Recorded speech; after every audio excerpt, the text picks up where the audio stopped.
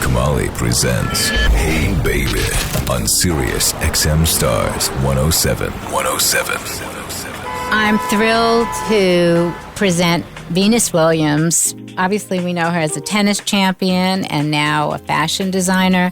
I think of her as this powerful woman, this concept of what a powerful woman looks like, what a powerful woman who is achieving a goal in front of many, many people, a sports figure who was brought up in a family that believed that sports was everything and a platform for life. Your thoughts about someone in tennis becoming a fashion designer, how does that happen?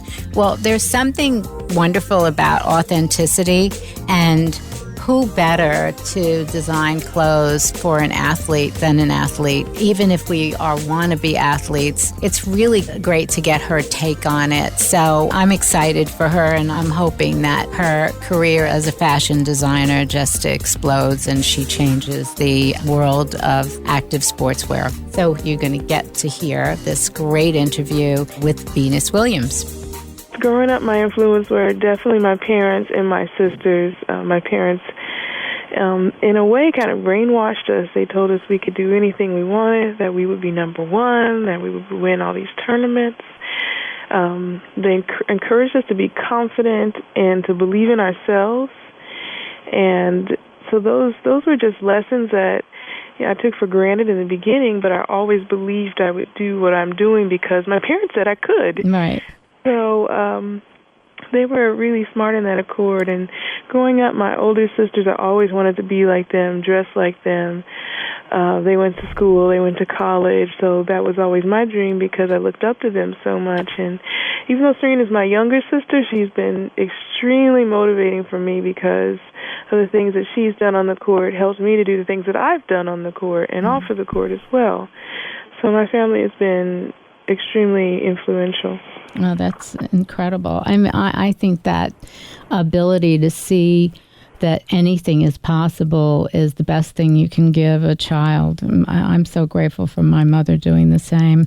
So what's been your most empowered experience in your life so far? What do you think? There are things that happen or that we create and make happen.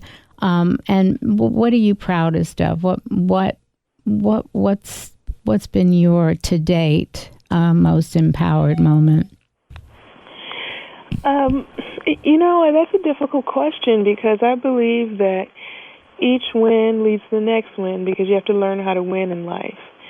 And also the losses can also lead to the next win because you learn so much from them. Mm-hmm.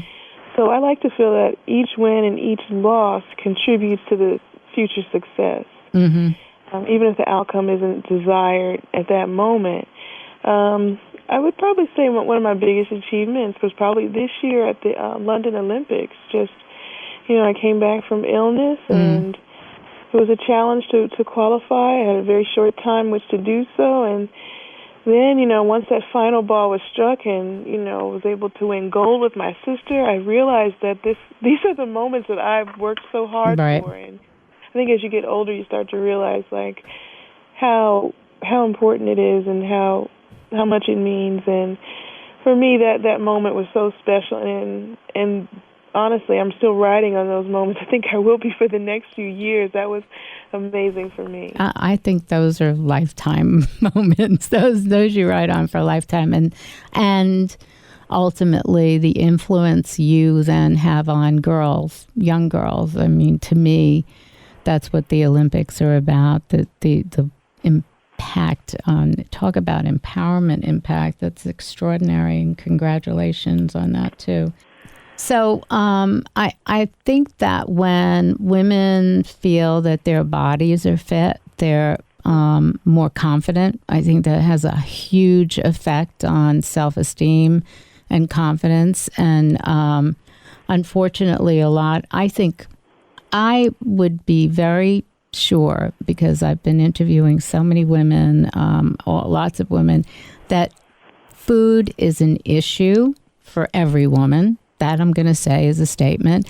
And then there are some women that have eating disorders. But I think food for women, no matter how healthy you are, whatever it is, either you're eating too much or we're always thinking about food and what we're putting in our bodies. So the fact that you're thinking now about vegan, and I've been I'm 85 to 90% raw at this point, and it's a huge change, but I'm still thinking about food. It's, whether it's you have a negative to it or a positive, but I think switching people over to at least thinking of eating healthier, and if food is the issue, then at least you're eating healthier is very helpful. So if self-esteem is in place, your body, you feel good about your body.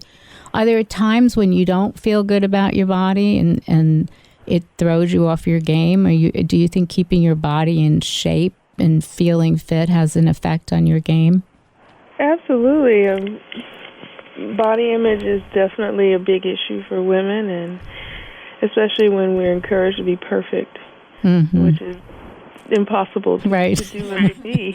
Right, unless you have an airbrush following you around. That's a good idea. Maybe I will do that. Yeah, I know. I think about that too. So now when it comes to clothing, there during the Olympics, the volleyball girls were wearing tiny little, kind of smaller than a bikini outfits when they were playing, and everybody talked about, oh my God, it was so small. And my comment back is, well, you're talking about some empowered women there who were just, no matter how little they have on, they are so powerful and strong. There's no criticism there. If it's someone who is allowing herself to be objectified and she's wearing something like that, that's a different situation. What women wear is always such a topic. So now you're 14 years old, you're deciding what you want to wear on the court. And now where are you as far as fashion goes? What was the motivation, and what are you doing? And tell me about the clothes and why you're doing it. Well, I went to school for fashion design. It took me about 8 years to get out because of the day job. Right. So, it took a while. I was like, am I ever going to finish? But I finally did. And I always say that, I didn't graduate at the top of my class, but I sure wore the best shoes.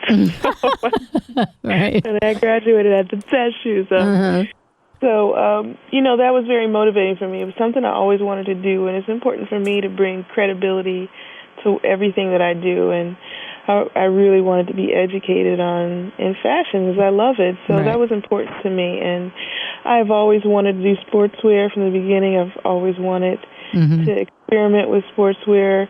And a lot of times with activewear, sportswear, I feel like people aren't given an option. They're, you're forced to look a certain way with racer stripes and neon colors every season. And I feel that you should be able to choose who you are. If you're more conservative, go for some solids. If you aren't, you can mix and match prints. And that's what I've been doing, is making prints and great things in sport that haven't really been done. And it's been a lot of fun.